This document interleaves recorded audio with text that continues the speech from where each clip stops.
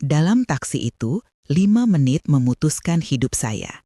Jam digital di dashboard berkedip, lampu hijau berubah menjadi angka yang tak henti-hentinya menurun. 00.45.59. AC berdengung pelan, tetapi yang saya dengar hanya detak napas sendiri, seperti drum kecil di dalam dada. Tangan saya menekan sekuat tenaga ke jahitan dompet kulit yang licin, mencoba merasakan sesuatu yang nyata. Kulit, kertas, kunci. Di luar jendela, lampu oranye bandara merekah di kabut malam. Di dalam, cahaya spion memantulkan wajah saya sendiri, mata terbelalak, bibir pucat. Sopir di depan memutar setir perlahan, matanya tak pernah lepas dari kaca spion. Dia menoleh sekali, berkata pelan, "Jangan turun di sini, percayalah padaku." Kata-kata itu seperti pintu berat yang menutup. Saya ingin bertanya kenapa, ingin menuntut alasan, tapi suara di kerongkongan saya hilang. Di belakang jaket saya, tas kecil bergetar, telepon yang tak pernah berhenti berdering. Satu pesan masuk, "Tunggu di curb, semua aman." Dari siapa? Nama itu tidak terlihat, hanya nomor asing yang pernah saya lihat di layar ponsel Anton beberapa kali. Anton, nama itu terasa seperti batu di mulut saya. 00.43.2. Sopir menepikan taksi di bawah bayang-bayang struktur beton terminal. Saya melihat dari kaca. Di trotoar jauh, ada sosok yang menunggu, berdiri diam seperti bayangan yang menimbang langkah. Saya menelan ludah. Bau parfum asing tiba-tiba menyusup. Aroma yang bukan milik saya, bukan milik siapapun yang pernah hendak mencintai saya. Ada aroma logam samar, seperti pembersih, atau mungkin hanya pikiran saya yang mencoba membentuk ketakutan menjadi sesuatu dapat dilihat. "Pegang baik-baik," kata sopir lagi. Tangannya meraih gagang pintu belakang, menekan tombol pengunci. Bunyi klik itu mengeras seperti palu di telinga saya. Lalu, dari kejauhan, sirene samar. Lampu strobo menari di kaca, melempar bayangan biru putih ke wajah saya. Detik-detik menjadi panjang. Setiap denyut jantung saya mengirimkan penghitungan mundur sendiri. 00.31, 00.05. Saya bisa menghitung kilasan masa lalu. Tawa di dapur, janji manis di ranjang, lembaran kontrak yang tidak pernah saya baca sampai tuntas. Sopir mencondongkan tubuh ke depan. Suaranya hampir tidak terdengar di atas dengung AC. "Jangan bereaksi. Kau mengikuti aku. Kau bilang kau ikut rencanaku. Sekarang ikuti saja." Ada kehangatan di suaranya. Tidak seperti yang saya bayangkan akan datang dari orang asing di tengah malam. Ada nada yang mempercayai saya, bukan mengancam. Saya menatap tangan saya sendiri yang tiba-tiba gemetar. Di kursi sebelah, sekilas saya melihat sesuatu mengkilap. Selembar plastik, seperti slip kartu identitas yang tak seharusnya ada. Lalu, tanpa peringatan, pintu samping sebelah terminal meledak dengan langkah-langkah kaki. 2 polisi berlari melewati lampu kuning mendekat ke sosok di trotoar. Seorang pria berpakaian gelap tersungkur ketika satu dari mereka menangkapnya. Topi terlepas, wajahnya tertutup bayangan, namun saya mengenalinya dari wawasan yang samar. Seorang preman, wajah yang sering saya lihat di foto-foto berita kriminal kecil yang dibagikan Pak Hasan. Tangan yang pernah menerima amplop, mata yang melihat peluang. Bunyi langkah kaki mendadak menumpuk di udara, dan sopir menginjak rem halus. "Jangan lihat," bisiknya, tetapi mata saya sudah terangkat. Melalui jendela yang sedikit berembun, saya melihat sesuatu yang membuat dunia saya terhenti.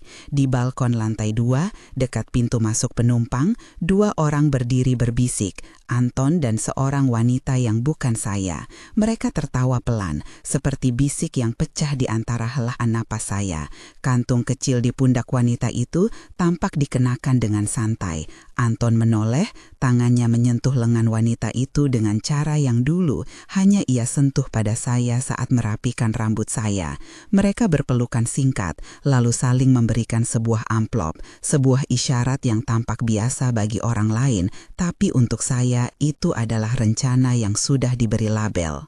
Di dalam taksi, ademnya udara berubah menjadi dingin yang tajam. Saya merasakan otot-otot di leher menegang. Sopir menepuk bahu saya pelan, sebuah gerakan yang anehnya menenangkan.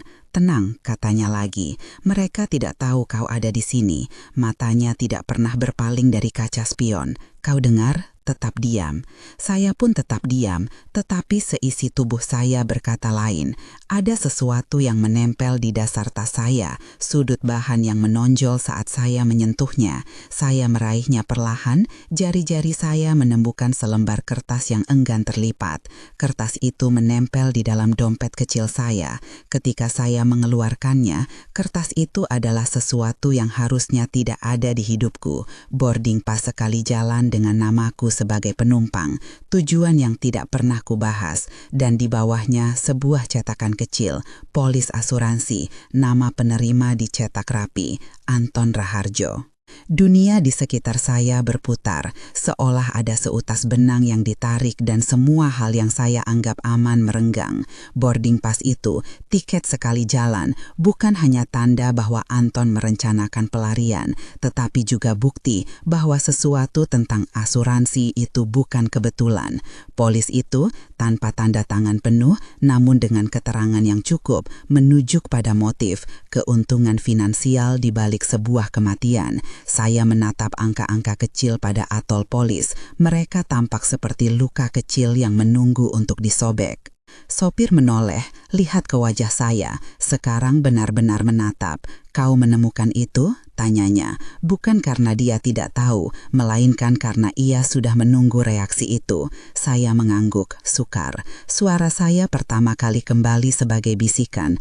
"Apa? Dia? Kenapa?" Sopir menghela napas lalu berkata, "Dia tidak sendirian, ada jaringan. Aku bukan supir biasa." Ia menyentuh sakelar di dashboard, dan tiba-tiba layar kecil di tengah dashboard menampilkan feed CCTV anonim dari lantai 2 terminal, gambar buram namun cukup jelas untuk melihat sosok Anton, dan wanita itu berbicara lagi. Kini lebih dekat, kini salah satu tangan Anton meraih amplop yang tampak penuh. Kamera kecil itu, sopir, dan jam digital adalah saksi pertama malam itu.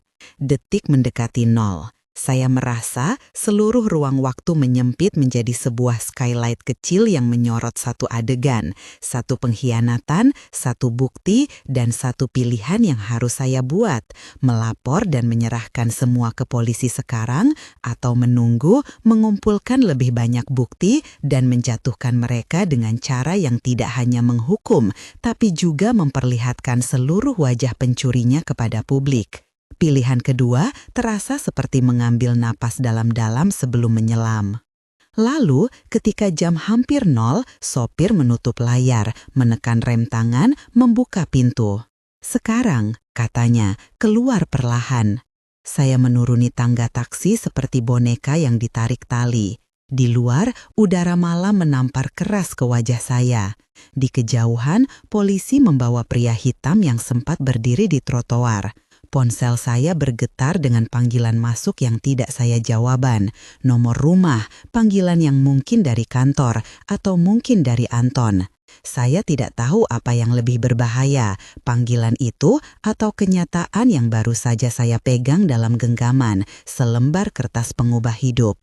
Di pinggir trotoar, sopir menepuk punggung saya sekali, lalu menunjuk ke sisi lain terminal. "Ada seseorang yang menunggu konstan. Pergilah ke sana. Jangan ke rumahmu. Jangan ke kantor. Pergi," ia memerintah, lalu mengeluarkan kartu kecil, bukan kartu nama sopir taksi, melainkan sebuah kartu plastik dengan nama Hasan, Security Advisor. Saya melihat namanya tergores di corner, Pak Hasan. Pria yang namanya sering disebut saat saya bertanya pada ayah tentang keamanan. Perusahaan yang nyaris legendaris, mantan kepala keamanan yang kini bekerja sendiri, orang yang namanya mengisyaratkan perlindungan. Saya berjalan, bukan karena saya rasa aman, tetapi karena saya tidak punya tempat lain yang terasa lebih nyata. Di ujung koridor penumpang, Pak Hasan berdiri, tubuhnya besar, bahu lebar, wajah yang telah saya lihat sekali di pernikahan kami, sekali di acara kantor. Dia tidak tersenyum.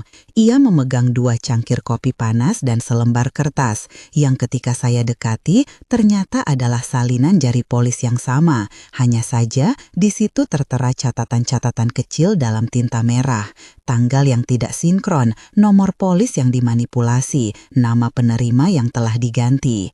Dia menatap saya seperti seseorang yang menunggu kabar buruk, sekaligus menunggu keberanian saya untuk mengakui kebenaran.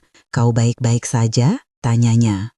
Saya ingin menangis, ingin meledak marah, namun yang keluar hanya suara yang sangat kecil. "Kenapa dia?" Pak Hasan menghela napas panjang. "Kita akan bicarakan di tempat aman." Suaranya tenang, terlatih. "Bukan di sini." Kami berjalan jauh dari lampu terminal. Mobil Hasan berjalan pelan, kaca sedikit dibuka, dan kami menyusuri jalan-jalan sepi. Di dalam, bau kopi dan kain kulit tua menenangkan, sementara detak jam digital masih bergema di kepala saya. Saya menunjuk kertas di tangan saya, lalu di saku saya sendiri. "Ini ada di dompetku," kataku. "Bagaimana bisa dia?" Pak Hasan menatap saya lekat-lekat, lalu menjelaskan sesuatu yang seketika menambatkan kengerian menjadi logika. Anton ada di ring kecil itu. Dia tidak hanya berselingkuh, ada urusan yang terkait dengan uang, utang, transaksi bayangan, nama-nama yang masuk dalam daftar. Aku sudah melihat tanda-tandanya sejak lama, tapi malam ini kau hampir menjadi salah satu tanda. Ada bagian dari narasi yang terasa absurd jika diceritakan dingin, seorang suami yang merencanakan kematian istrinya demi klaim asuransi mirip cerita sinetron. Tapi di tangan saya, di bawah lampu rem mobil yang lalu lalang, kertas itu terasa berat. Rasanya seperti menyentuh batu nisan yang belum benar-benar ditandatangani. "Apa yang ingin kau lakukan?" tanya Pak Hasan akhirnya. Matanya tidak menghakimi, hanya merencanakan.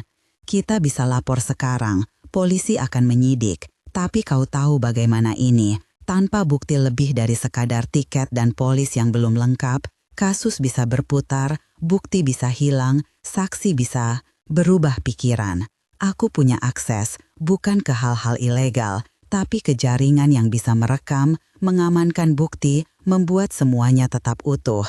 Dan aku kenal orang di kepolisian yang tidak ingin bantuan politik." Ia menekankan kata-kata itu dengan suara yang membuat saya mengerti bahwa ia berbicara dari pengalaman pahit.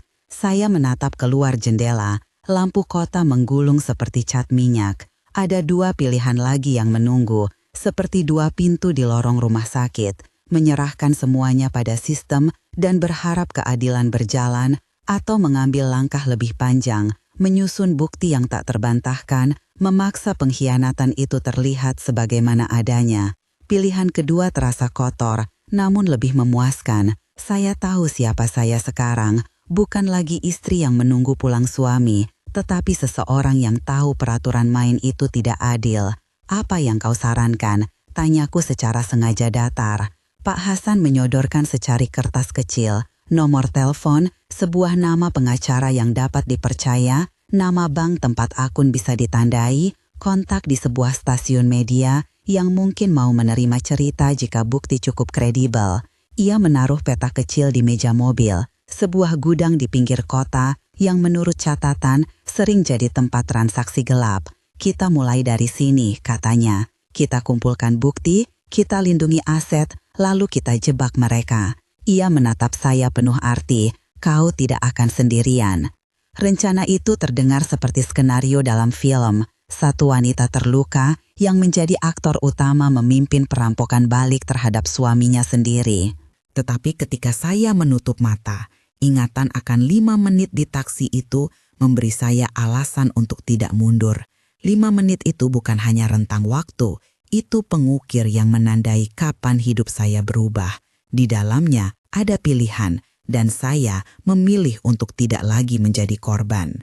Malam-malam berikutnya, saya hidup seperti orang yang memiliki 2 pekerjaan. Di siang hari, saya menahan segala rupa penampilan biasa, rapat manajemen, senyum di depan klien, email yang harus dibalas. Di malam hari, saya dan Pak Hasan menyusun kemana bukti harus dikumpulkan. Saya menolak memegang pistol imajiner apapun, Kami mengandalkan hal-hal yang tampak, rekaman, pesan, catatan keuangan, saksi, benda-benda yang tak bisa diputar balik lagi bila ada di tangan orang yang tepat.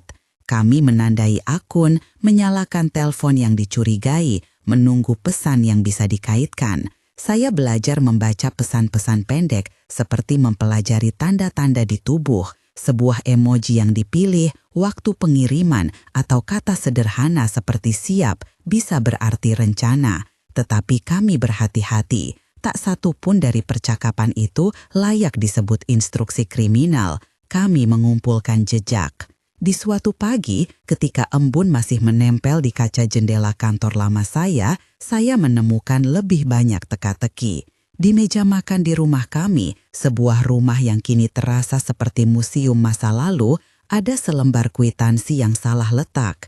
Bukan tanda-tanda kekerasan yang terang-terangan, melainkan hal kecil, nama destinasi hotel yang belum pernah kami bicarakan, nomor rekening yang berulang kali muncul dalam beberapa lembar transaksi, dan sebuah nota pembayaran untuk layanan konsultasi yang jumlahnya tidak kecil. Layanan itu tercatat atas nama Risma. Nama Risma tiba seperti luka yang menganga. Dia adalah sahabat saya sejak kuliah, orang yang pernah memegang tangan saya saat tahun-tahun gila itu. Bagaimana mungkin seseorang yang membagi tawa dan canda denganku kini muncul sebagai nama di balik transaksi-transaksi mencurigakan? Saya menolak menerima itu, tapi bukti tidak peduli pada penyangkalan. Ia hanya tersusun rapi di atas meja, seolah menunggu saya untuk melihat betapa rapuhnya jaring kepercayaan itu. Malam itu, saya menelponnya. Suaranya pada panggilan pertama terdengar biasa, hangat. Kami tertawa canggung seperti dua orang dewasa yang sedang menimbang hari mereka. Lalu saya menyebut perjalanan, bahasa kiasan, bertanya tentang beberapa hal klinis yang membuatnya menjawab dengan lugas. "Dila, kau baik-baik," katanya. Nada penuh perhatian, namun di seberang sana ada jeda. Sejenak ia menghela napas panjang, lalu berkata, "Kita bicarakan nanti, aku akan datang." Ada rasa pahit yang menyesak saat saya menutup telepon. Saya tidak menuduh, saya hanya menunggu. Dalam dunia bukti, tuduhan harus muncul dari kesesuaian data, bukan dari ledakan emosional. Saya berusaha keras menahan diri dari telepon kedua, ketiga, walau setiap nada masuk terasa seperti ujung pisau. Kami mulai merekam, tapi bukan dengan maksud menjerat secara curang. Kami merekam percakapan publik, mengecek jejak digital, meminta bantuan saksi yang dapat dipercaya untuk hadir di acara-acara di mana Anton dan Risma mungkin bertemu. Taktik kami tidaklah heroik, ia pragmatis dan dingin. Kami mencatat pola, transfer uang kecil dari beberapa perusahaan cangkang ke rekening yang pada akhir bulan dibawa keluar sebagai uang tunai. Pembelian barang mewah yang tidak bisa dijelaskan oleh penghasilan Anton, dan kunjungan malam ke sebuah gudang yang terletak di pinggiran kota. Gudang yang Pak Hasan sebut sebagai tempat mereka biasanya menyimpan sesuatu. Setiap bukti yang kami temukan memperjelas pola, motif mengemuka perlahan, utang Anton yang menumpuk, gaya hidup yang dipaksakan demi tampilan, dan rencana-rencana cadangan yang tampak mempersiapkan kematian tak terduga sebagai cara untuk membayar semuanya. Risma, yang memiliki ambisi dan kebiasaan berkecimpung di lingkungan pengusaha kecil, tampak sebagai orang yang mendapat manfaat dari rencana tersebut, baik secara langsung maupun melalui jalur keuangan yang dibangun di belakang layar. Di suatu sore ketika cahaya lembayung masuk melalui tirai rumah, Pak Hasan duduk di meja, menatap kumpulan dokumen kami seperti orang yang menghitung korban di papan catur. "Kita butuh satu momen yang membuat mereka mengungkapkan diri sendiri," katanya akhir yang tenang, "bukan dengan kekerasan, dengan jebakan yang memanaskan buah yang busuk sampai ia jatuh." Saya menatapnya, di kepala saya muncul serangkaian adegan seperti film, makan malam di restoran, percakapan yang memancing pengakuan, pengumuman wasiat yang benar-benar hanya tipuan. Kami berbicara tentang jebakan sosial dengan bahasa yang bersih, namun saya merasa perut saya mengeras mendengar itu. Ide ini terasa sama kejamnya seperti rasa sakit yang saya rasakan ketika 5 menit itu berlalu. Tapi di dalamnya ada keadilan, sebuah cara untuk menonton wajah orang yang menghancurkan hidup saya mengakui dirinya sendiri di hadapan bukti yang tak bisa mereka bantah. Ada satu hal yang kami sepakati sejak awal, tidak ada kekerasan, tidak ada pembalasan yang mengotori tangan. Kita akan menggunakan hukum, publikasi, dan pengungkapan. Kita akan memaksa mereka berdiri telanjang di hadapan konsekuensi sendiri. Perencanaan itu memakan minggu-minggu. Kami menyusun skenario makan malam palsu, sebuah pertemuan investor yang disusun sehingga Anton akan mendengar kabar tentang aset tersembunyi yang konon dapat memperbaiki keadaannya. Kabar itu, jika disampaikan dengan cukup menggoda, akan memancing Anton untuk mengakui perannya, atau setidaknya membuat tindakan yang membuat bukti lain muncul. Risma adalah magnet bagi peluang. Ia selalu menjadi yang pertama turun tangan ketika ada janji keuntungan. Saya melatih suara saya di depan cermin, suara yang akan menenangkan, yang akan mengundang mereka untuk buka mulut, bukan menutupnya. Seringkali saya melakukan ini larut malam, memejamkan mata dan membayangkan wajah Anton saat ia mengetahui bahwa tumpukan uang yang ia kira aman ternyata hanya umpan. Rencana kami bukan menghinanya di depan umum semata. Kami ingin agar sistem hukum yang benar-benar berjalan dapat menjeratnya. Kami ingin ada salinan dokumen, saksi yang terikat, transfer digital yang tercatat, hal-hal yang tak mungkin dibantah oleh pengacara licin atau oleh suap. Di antara semua persiapan itu, ada momen-momen pribadi yang paling berat. Saya berjalan melewati kamar tidur kami untuk pertama kalinya sejak malam itu. Spray masih menyimpan bau yang dulu saya hubungkan dengan kehangatan. Kini bau itu terasa asing. Saya menemui benda-benda kecil, mug kopi yang ia tinggalkan, kunci mobil di nampan, sebuah sapu tangan yang entah bagaimana membuat saya ingat tangan-tangan di lantai 2 terminal yang berganti sentuhan. Saya menyentuhnya sekali, lalu memasukkannya kembali. Kenangan kebaikan kami, hadiah ulang tahun, pesan sayang yang ia tinggalkan di kulkas, terasa seperti artefak dari masa lalu yang tidak lagi saya kenal. Namun itu juga bahan bakar. Setiap barang yang tersisa di rumah memberi saya alasan tambahan untuk tak membiarkan skenario itu berlalu begitu saja. Satu malam, ketika kami menempatkan kamera pengawas di sekeliling gudang yang disebutkan, saya melihat nama Anton muncul di layar ponsel secara singkat. Sebuah pesan, ada kesempatan, kita atur ketemu. Saya menahan napas.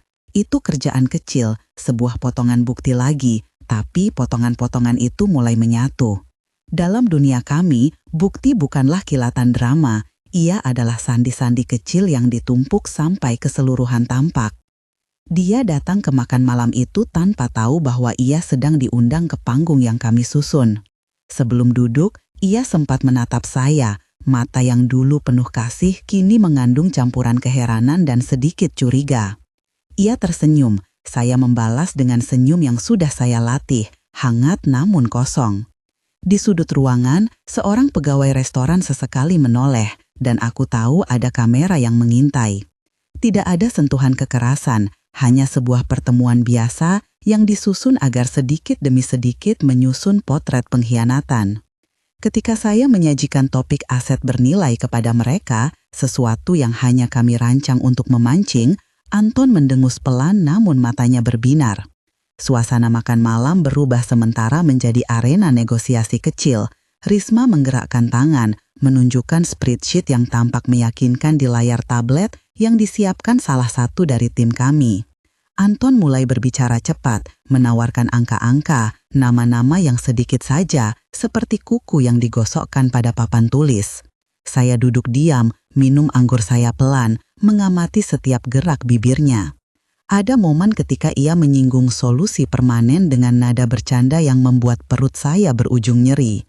Saya menyimpan muka, tidak bereaksi, kamera merekam seluruhnya. Suara-suara tengah malam itu dikumpulkan seperti simpul-simpul yang kelak akan direnggangkan satu persatu. Saya merasakan adrenalin membuncah, bukan lagi karena takut, melainkan karena perhitungan. Malam itu, saya hampir bisa mengecap rasa kemenangan di ujung lidah saya, namun ia masih jauh. Pada akhir pertemuan, Anton berdiri, mengecup pipi saya seadanya. Gestur yang dulu manis, kini terasa seperti sinyal bahwa ia percaya segalanya akan kembali seperti semula. Ia pergi meninggalkan jejak aroma yang kini saya tahu bukan hanya sekedar parfum. Saya menatap punggungnya hilang di antara kerumunan. Pikiran saya bergerak cepat menghitung kemungkinan. Apakah bukti yang kami punya cukup? Apa yang akan ia lakukan setelahnya? Di mobil parkir, Pak Hasan mengangkat bahu. "Kita perlu satu langkah lagi," katanya singkat. Ia membuka laptop, menampilkan peta kecil ke sebuah gudang yang baru saja kami pantau. Gudang yang selama ini menjadi kunci dari transaksi-transaksi malam. Di layar ada tanggal dan jam yang menunjukkan ketika beberapa pengiriman mencurigakan terjadi.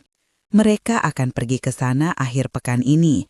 Itu peluang kita untuk melihat siapa yang terlibat langsung. Saya menghela napas panjang. Kenyataan mendekat seperti gelombang. Malam itu, saya pulang ke rumah yang sama, tidur di kamar yang sama, namun sesuatu telah bergeser. Kunci-kunci tidak lagi memegang makna sama. Pintu tidak lagi menjadi batas antara aman dan tak aman. Tindakan saya di minggu berikutnya akan menentukan apakah saya akan mengubur masa lalu atau menggali dan menampilkannya ke permukaan. Ketika saya memejamkan mata, gambar 5 menit di taksi itu kembali. Jam digital, klik kunci, suara sopir, Anton di balkon. Kali ini bukan ketakutan yang menguasai, melainkan tekad. Saya berjanji pada diri sendiri, bukan balas dendam, tetapi penegakan kebenaran. Ada sesuatu yang menenangkan dalam keadilan yang transparan, sesuatu yang lebih kuat daripada amarah. Suatu keinginan untuk berdiri lagi, bukan hanya untuk saya, tetapi untuk siapa saja yang pernah dikirim ke sudut karena pengkhianatan. Di pagi yang berkabut, ketika saya berjalan menuju mobil dengan setumpuk dokumen di tangan, ponsel saya bergetar. Nama di layar membuat jantung saya berdebar. Anton, satu panggilan, satu nada yang membuka kemungkinan. Saya menatap layar, merasakan dunia menunggu jawaban saya. Apakah saya akan mengangkat, membiarkannya menelpon, atau membiarkan ia tak tahu bahwa kehidupannya kini telah berubah selamanya? Saya menahan napas, dan dengan jari yang tidak lagi ragu, saya menekan tombol, bukan untuk berbicara, melainkan untuk merekam. Anda akan segera tahu kenapa 5 menit itu menentukan segalanya. Jika cerita ini menyentuh Anda, beritahu dari mana Anda menonton di komentar. Jangan lupa like dan subscribe supaya saya bisa terus membagikan cerita-cerita seperti ini. Suara Anton di telepon bersikap biasa, suasana pagi yang riuh di latar. Ia menanyakan hal-hal kecil, anak perusahaan, rapat, jadwal. Aku menjawab sebatas yang perlu, menjaga nada ragu yang sengaja ku pertahankan. Lalu ia berhenti. Sejenak ada jeda, dan suaranya menjadi lebih dekat, pribadi. "Kau terlihat lelah," katanya. "Mungkin kita perlu istirahat. Pergi saja, Dila." Kata-katanya seperti jebakan kecil. Ia mengharapkan saya untuk mengundur atau mencari keberangkatan ke tempat aman. Saya tidak menuruti itu. "Aku baik-baik saja," jawabku datar. "Ada rapat lusa kan? Kita atur itu." Setelah panggilan, saya menatap layar ponsel seperti menunggu ledakan. Tidak ada. Hanya deretan angka, bukti yang menumpuk, dan satu rencana yang harus terlaksana. Saya mengirim pesan singkat ke Pak Hasan. "Malam ini gudang, jam 8. Ia membalas singkat, "Siap." Malam itu, jalanan menuju gudang terasa seperti lorong panjang yang harus kutempuh sendiri. Lapisan kabut berdiri di atas jalan aspal, lampu jalan memancarkan piringan kuning pucat. Di dalam tas saya, kamera kecil yang kami siapkan bergetar tipis. Sebuah pengingat akan pekerjaan kami. Di dunia di mana kebenaran seringkali disamarkan, kita harus menyiapkan segala sesuatu untuk menangkapnya saat ia muncul. Saya menolak membayangkan kekerasan. Saya hanya ingin melihat, merekam, dan mengikat. Di persimpangan menuju gudang, saya berhenti sejenak. Dari kejauhan, ada suara mobil yang melambat. Orang-orang berjarak memegang kopi di tangan, beberapa rokok menyala. Saya menunduk, menyatukan nafas, lalu melangkah keluar dari bayangan. Di sana, di depan pintu gudang, ada wajah yang tak asing. Bukan Anton, tapi pramu tamu kecil dari lingkaran bawah yang kerap terlihat mengambil tugas kotor. Mereka menatap saya, lalu melemparkan senyum yang tak pernah mencapai mata. Saya merasakan riak takut itu mengalir, tetapi kali ini ia disalurkan menjadi perhatian. Saya menyalakan kamera dari saku, membiarkan layar merekam. Mataku dan kamera menjadi saksi. Sementara itu, jauh di dalam gudang ada aktivitas, siluet-siluet yang bergerak, bisik-bisik, kilatan lampu. Saya bergerak pelan, mengikuti, tanpa membuat suara. Di belakang setiap kotak ketika kami mengangkat selubungnya, ada bukti kecil, nota pembayaran, stiker nama perusahaan, label pengiriman dengan tanggal tak wajar. Ini bukan adegan yang perlu ditonton untuk merasakan kekerasan.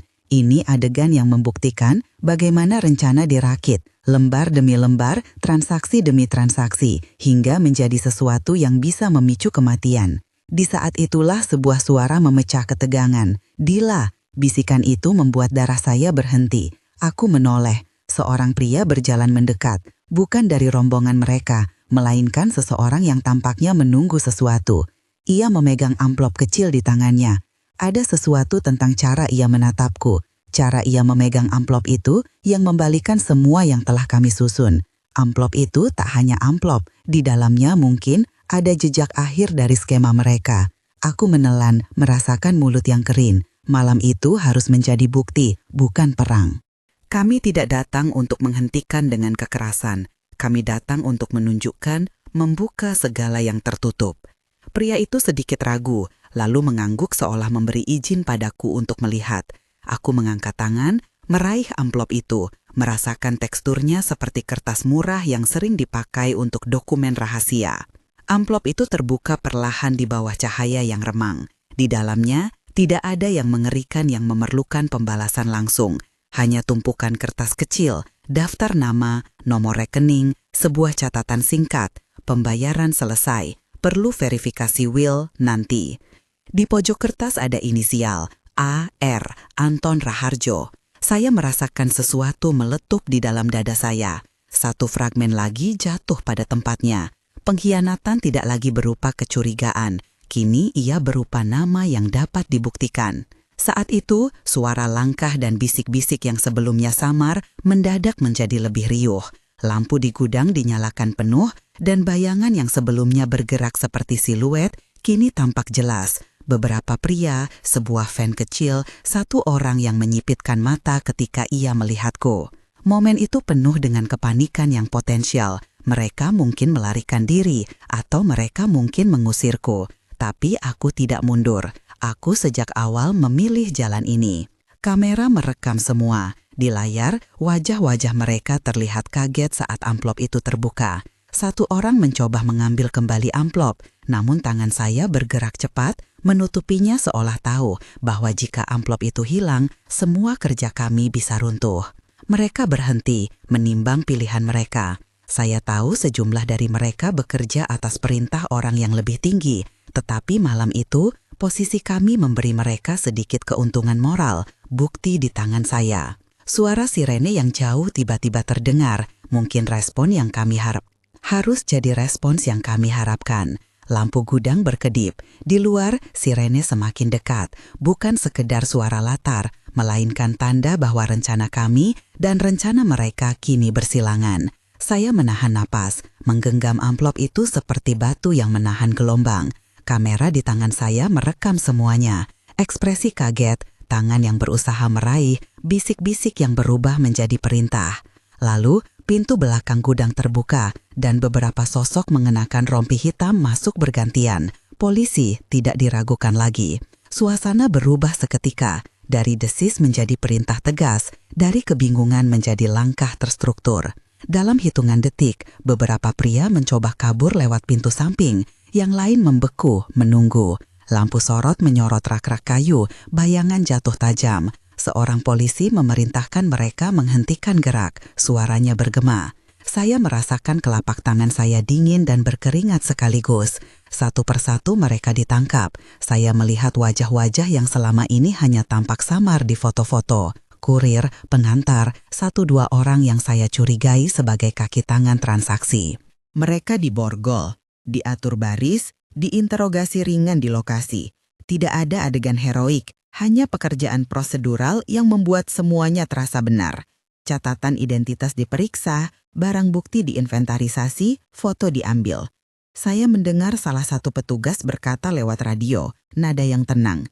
Ada petunjuk kuat mengarah ke sejumlah nama besar, butuh kertas perintah untuk pengecekan alamat. Pak Hasan muncul di samping saya, wajahnya serius namun tenang. Ia menepuk punggung saya sekali lalu menunduk. Semuanya berjalan seperti harusnya, gumamnya. Aku membalas dengan nada yang hampir tak bersuara. Apakah mereka tahu siapa di belakang semua ini? Ia menggeleng. Belum, tapi mereka punya cukup bukti untuk mengikuti jejaknya. Suasana di gudang berubah menjadi meja kerja polisi. Kotak-kotak dibuka, label diperiksa, foto-foto diambil. Ada kesunyian yang aneh, sebuah hening yang menandakan akhir dari sesuatu yang lama dan awal dari sebuah proses yang panjang. Ketika petugas membawa kotak-kotak berisi bukti keluar, seorang pria di antara tahanan berbisik, "Kalau kau bisa buat surat itu hilang, kita bisa tutup mulut semua orang." Suaranya rendah, putus asa. Saya menatapnya dingin. Di mata saya sekarang, tidak ada lagi mimpi untuk membalas secara pribadi. Ada keinginan untuk membiarkan sistem bekerja. Saya menyerahkan amplop ke salah satu petugas sebagai barang bukti, dan mereka menempelkan label agar tak lagi hilang. Segala sesuatu yang saya pegang malam itu, termasuk boarding pass dan polis asuransi yang kuselipkan di dompet, diserahkan pula. Bukti-bukti itu sekarang punya jalan resmi, inventaris, tanda terima, nomor berkas. Mereka bukan lagi sekedar kertas di saku saya. Dalam beberapa jam berikutnya, beberapa tersangka lain ditangkap. Sebagian di lokasi, sebagian melalui operasi cepat yang dipimpin rekan Pak Hasan dengan dukungan kepolisian. Kami melihat di layar laptop sejumlah panggilan masuk dari unit yang menangani kejahatan finansial. Ada hasil tes forensik awal pada dokumen yang menunjukkan manipulasi nomor polis dan pola transfer yang berulang. Saya tidak terlalu mengerti detail teknisnya, namun setiap kata yang keluar dari mulut polisi membawa harapan. Kita bisa dapatkan surat perintah. Kita punya wire transfer yang mengarah ke rekening X. Ada saksi yang bersedia bicara. Di malam itu, ketika kami duduk di sebuah ruang kecil di kantor polisi, kopi yang kami dapat terasa seperti obat penenang. Saya menatap sekumpulan lembar yang dibentangkan di meja. Nota, daftar nama, salinan cetak pesan. Ada satu hal yang membuat saya terpaku. Sebuah daftar kecil yang memuat inisial A dan R di samping beberapa nominal. Angka-angka yang sebelumnya terasa abstrak, kini menjadi bukti konkret. Saya menatap nama itu sampai mataku berkaca-kaca. Anton, nama yang sama dengan yang tertulis di polis yang kukeluarkan dari dompet. Malam yang dimulai dengan 5 menit di taksi, kini memperlihatkan dirinya sebagai awal rangkaian bukti yang tak bisa diabaikan. Polisi bekerja cepat. Mereka menyeret sejumlah nama besar untuk pemeriksaan. Bukan sekadar menangkap tanpa alasan, melainkan memanggil, meminta klarifikasi, memblokir rekening sementara sesuai wewenang yang ada. Saya belajar proses ini selangkah demi selangkah. Bagaimana surat perintah dikeluarkan, bagaimana bukti harus diikat agar tidak gugur di pengadilan, bagaimana saksi dipersiapkan agar tidak goyah di bawah tekanan. Kami berdiri di pinggir proses itu, mengawasi, memastikan setiap hal yang kami serahkan terekam dengan rapi. Ada rasa tanggung jawab berat. Jika sesuatu lepas dari pegangan, akibatnya bisa jadi fatal. Bagi kasus, bagi keadilan, bagi saya. Beberapa hari setelah gudang, berita mulai merembes ke permukaan. Tidak secara besar-besaran, penyelidikan masih berlangsung. Namun, kameranya mulai menangkap nama-nama, laporan-laporan singkat yang menanyakan adanya dugaan jaringan penipuan. Saya menghindari media saat itu. Publisitas dini bisa mengacaukan penyelidikan. Itu yang kami pikirkan. Bukti tidak harus dipertontonkan sebelum semuanya lengkap. Jadi, kami membiarkan polisi yang berbicara secara resmi. Sementara itu, bukti-bukti yang ditemukan di gudang menjadi pintu masuk untuk langkah berikutnya, memeriksa aliran uang yang mengarah ke rekening-rekening tertentu. Di balik transfer kecil yang berulang, kami menemukan pola distribusi. Sejumlah pihak menerima komisi, beberapa nama perusahaan cangkang terlibat sebagai pemegang faktur. Semua itu membawa kita semakin ke pusat jaringan. Dalam beberapa minggu, orang-orang yang sebelumnya merasa aman mulai gelisah. Mereka mengurangi percakapan yang mudah ditangkap oleh kamera. Mereka menghapus pesan yang tak perlu, tapi di dunia yang serba terdigital, langkah-langkah panik semacam itu seringkali malah meninggalkan jejak baru. Pada titik ini, Anton mulai merasa tekanan. Dia kurang ajar dalam mengira bisa menutup semuanya rapi. Sinyal pertama muncul ketika salah satu manajernya menelpon saya, seorang pria yang tampak bingung menawarkan pertemuan. Saya menolak. Aku tidak pernah datang untuk memberi kesempatan lagi untuk menipu. Aku datang untuk memastikan kebenaran terungkap. Namun, melalui celah-celah itu, beberapa karyawan yang selama ini melihat ada ketidakwajaran mulai angkat bicara kepada penyidik. Transfer mencurigakan, pengeluaran atas nama yang tak jelas, perintah yang kadang datang dari nomor yang tidak langsung terkait. Nama Risma berulang di beberapa catatan, transfer ke rekeningnya, pembayaran untuk konsultasi, dan pembayaran yang tampak sebagai komisi atas pemprosesan tertentu. Satu hal yang berkembang secara dramatis adalah bagaimana kami menjaga batas etika di setiap langkah. Tidak ada jebakan yang melibatkan paksaan fisik, tidak ada pengaturan yang mendorong pihak lain untuk melakukan kejahatan. Semuanya harus lahir dari bukti dan dari kesalahan mereka sendiri. Kami memaksa pengkhianat itu berhadapan dengan pilihannya sendiri, kata-kata, transaksi, dan pengakuan di udara. Lalu, seperti benang yang kita tarik dari satu sisi, seluruhnya mulai terikat. Satu pria, kurir tingkat menengah yang tertangkap, setelah didorong dengan bukti dan janji perlindungan hukum, menyerahkan daftar kontak dan jadwal pertemuan. Di atas kertas itu ada nama-nama yang membuat saya mual, alamat kantor Anton, beberapa kode pengiriman, tanggal pertemuan, dan sebuah catatan kecil, wajib ditutup sebelum audit, sertakan wasiat palsu. Saya membaca catatan itu berkali-kali, sampai hurufnya tampak seperti jejak yang dirancang untuk mengikat.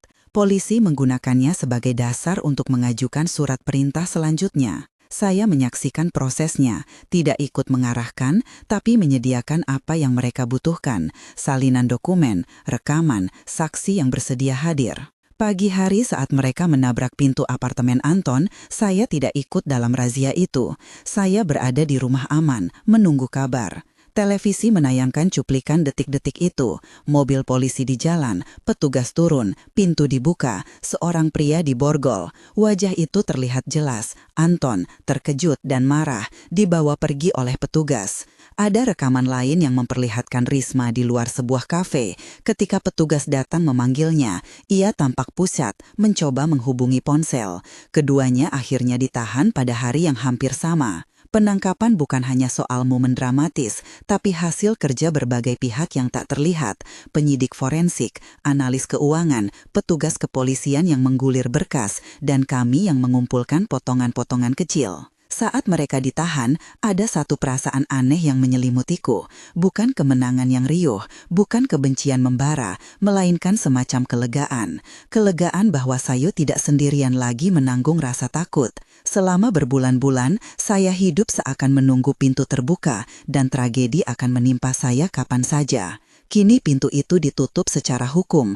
Hukum itu berjalan lambat, terkadang menyakitkan, namun ia menutup celah-celah di mana pengkhianatan itu tinggal. Proses pengadilan dimulai dengan lambat, seperti arus yang harus menunggu semua batu berbaris. Tuduhan utama adalah penipuan asuransi, penggelapan dana, dan konspirasi. Jaksa menyusun berkas, memanggil saksi, menyertakan bukti transfer, audio rekaman, dan fotokopi dokumen yang kami kumpulkan. Di ruang sidang, saya duduk di bangku saksi beberapa kali. Memberi keterangan bukanlah pengalaman mudah.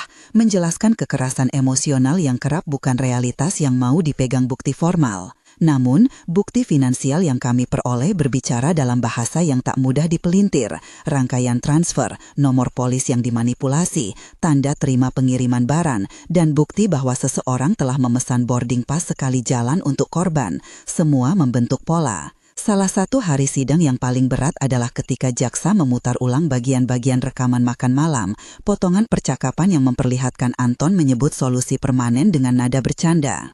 Rekaman itu disajikan bukan untuk memalukan, tetapi untuk menunjukkan niat. Pengacara pembela mencoba menangkis, nada bercanda, konteks, interpretasi. Namun rangkaian bukti yang kami susun sejak 5 menit di taksi membuat interpretasi itu makin sulit dipertahankan. Kombinasi bukti dokumenter dan saksi membuat pola menjadi nyata, motif keuangan, tindakan berulang, dan upaya menutup jejak. Selama persidangan, saya sering duduk diam menatap ke depan. Ada saat-saat di mana amarah terasa memuncak. Ingatanku pada tangan Anton yang pernah menengadah menata rambutku, pada tawa yang dulu terasa tulus, semua itu bertubrukan dengan gambar bukti dan angka. Namun saya memilih untuk tetap pada tujuan, keadilan, bukan balas dendam. Ketika vonis akhirnya dijatuhkan beberapa bulan kemudian dengan hukuman yang signifikan bagi mereka yang terbukti bersalah, ada kelegaan yang tak terucap. Tidak semua luka menyembuh, tidak ada yang kembali seperti semula, namun hukum memberi kerangka untuk menata ulang hidup.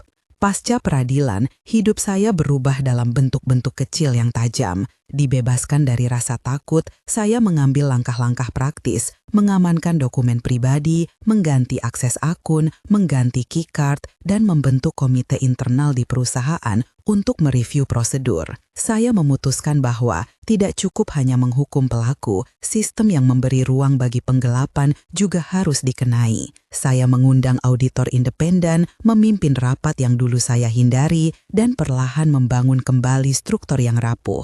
Pada saat yang sama, saya harus menyelesaikan hal yang mungkin terasa paling intim, mengatur ulang identitas saya bukan lagi sebagai istri Anton, melainkan pemimpin yang bertanggung jawab terhadap masa depan perusahaan dan para karyawan. Perubahan terbesar adalah ketika saya mengambil alih posisi eksekutif yang sempat goyang. Saya belajar memimpin dengan perspektif yang baru, lebih tegas dalam tata kelola, lebih peka terhadap sinyal-sinyal kecil yang mungkin menunjukkan ketidakberesan.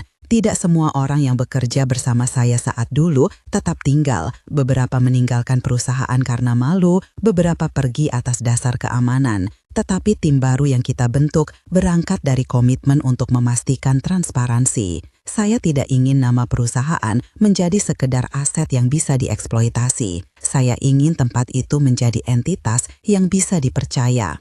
Ada juga aspek pribadi yang harus saya jaga. Malam-malam pertama setelah vonis, saya tidak mudah tidur. Kenangan pada kamar tidur, pada tumpukan muk, pada sapu tangan di laci, semua benda itu sempat membuat saya terguncang. Saya mulai rutin berkonsultasi dengan terapis, bertemu kelompok dukungan, mengembangkan praktik meditasi sederhana yang membantu saya menenangkan tubuh ketika jam digital memutar angka-angka dalam imajinasiku. Tidak ada bantalan ajaib, pemulihan adalah proses panjang, berulang, yang menuntut keberanian untuk menata sisa-sisa hubungan itu tanpa terjatuh ke dalam dendam. Di tengah semua itu, ada momen yang menandai kebangkitan personal saya. Sebuah perjalanan spiritual yang sudah lama kutunda, umroh. Saya memutuskan untuk pergi ke Tanah Suci bukan sebagai pelarian, melainkan sebagai penghargaan untuk diri sendiri atas keberanian yang dituntut perjalanan ini. Saya ingin menutup bab lama dengan cara yang penuh makna. Keputusan ini bukan hanya simbol, ia adalah upaya menyatukan kembali sepotong perasaan yang dulu tercerai setelah pengkhianatan. 6 bulan setelah malam taksi itu, saya kembali ke bandara, tempat di mana semuanya dimulai. Kali ini suasananya berbeda. Lampu-lampu tidak lagi tampak mengancam. Mereka lembut seperti kronometer yang menunjukkan bukan batas waktu, melainkan waktu yang telah berlalu. Suara petugas, pengumuman, langkah-langkah penumpang, semuanya terasa wajar. Saya mengikat ransel kecil di pundak, memegang paspor dengan jari-jari yang tak gemetar. Sebelum masuk ke ruang tunggu, saya berdiri di depan pilar besar, menatap keluar jendela yang menghadap landasan. Di sana, pesawat besar menunggu, lampu-lampunya berkilap. Kepalaku melayang sebentar pada kenangan, jam digital yang menurun, suara sopir, jendela paksi yang memantulkan wajah saya. Namun sekarang, ada ketenangan yang berbeda. Sebuah perasaan bahwa 5 menit itu bukan akhir, melainkan awal yang memaksa saya untuk bertumbuh. Itu bukan momen yang ingin ku kembalikan, itu adalah momen yang kupakai untuk mengatur hidup baru. Dalam perjalanan menuju ruang imigrasi, saya mendengar 2 orang berbicara tentang berita lama, kasus yang sempat menjadi headline. Salah satu menyebut nama Anton seolah mengkonsumsi cerita yang kini sudah menjadi bagian dari sejarah kecil kota ini. Saya tidak merasa bangga, saya merasa lega. Ada sekeping kebenaran yang ditegakkan, ada proses yang berjalan meski tidak sempurna. Saya mengusap jemari saya pada paspor, menarik nafas panjang, dan melangkah masuk. Di tanah suci, langkah tak lagi didominasi kecemasan. Ketika saya sujud, saya merasakan kelegaan yang tak hanya spiritual, tapi juga praktis. Saya berdoa bukan sebagai orang yang haus pembalasan, melainkan sebagai seseorang yang ingin hidup dalam terang, menerima kenyataan, menghargai proses hukum yang telah menegakkan keadilan, dan melangkah maju dengan tanggung jawab yang baru.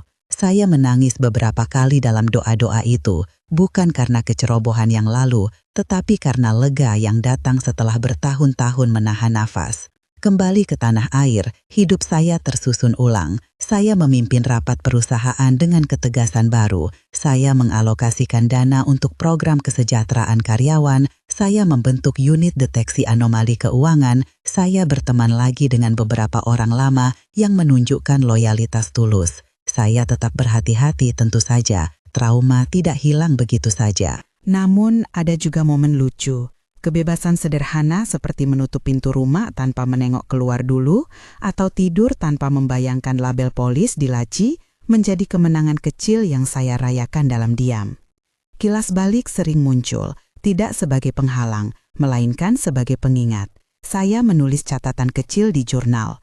5 menit di dalam taksi itu menyelamatkan hidup saya dalam arti yang ironis. Mereka yang merencanakan hendak mengakhiri hidupku secara cepat dan tanpa jejak. Tetapi justru pada saat itu, ketika detik-detik bertamu, saya menemukan bukti yang menegakkan seluruh kebenaran. 5 menit yang menakutkan itu memaksa saya memilih, akan saya menyerah atau membangun bukti.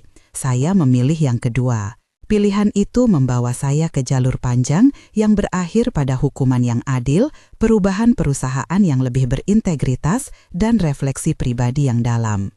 Dalam perjalanan hukum yang panjang pasca vonis, beberapa pihak menerima hukuman sesuai peran mereka. Beberapa dihukum penjara, beberapa didenda, beberapa terpaksa menyerahkan aset yang merupakan hasil dari tindakan tidak sah.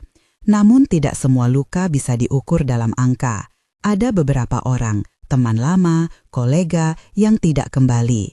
Mereka kehilangan pekerjaannya, reputasinya, atau sekadar kepercayaan diri. Kehilangan itu nyata, dan saya berhati-hati untuk tidak merayakan nasib buruk orang lain. Tujuan saya bukan menginjak mereka sampai hancur, melainkan menolak pembiaran sistem yang memungkinkan mereka berbuat demikian pada orang lain. Di satu titik saya menerima surat dari seorang gadis yang pernah menjadi korban kecil skema itu, seorang karyawan muda yang menemukan bahwa gajinya disunat untuk menutupi biaya yang tidak pernah dijelaskan. Dia menulis tentang bagaimana langkah kami melindungi pejabat dan pekerja lainnya, bagaimana keberanian saya memberi dia contoh untuk tidak tinggal diam. Surat itu membuat mata saya basah. Ada hal yang lebih besar dari pembalasan pribadi. Ada dampak sosial yang bisa ditimbulkan ketika kebenaran ditegakkan secara hukum.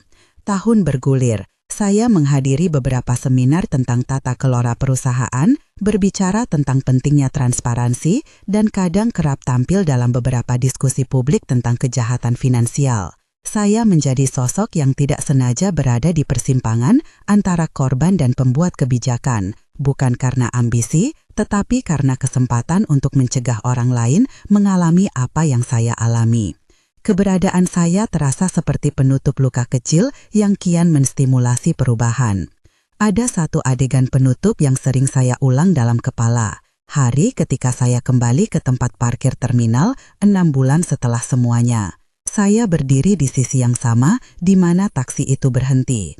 Jam digital yang dulu saya lihat di dashboard taksi, kini hanya angka di telepon orang lain. Namun saya menatapnya dengan cara yang berbeda. Waktu tidak lagi menakuti saya. 5 menit tak lagi terasa sebagai hukuman. Ia menjadi catatan sejarah kecil yang menegaskan bahwa hidup bisa berubah arah jika kita berani memilih. Saya mengangkat kepala, melihat pesawat lepas landas, dan tersenyum. Jadi, apa yang terjadi selama 5 menit di dalam taksi itu? Dalam 5 menit itu, saya hampir kehilangan nyawa saya, atau setidaknya itulah niatnya.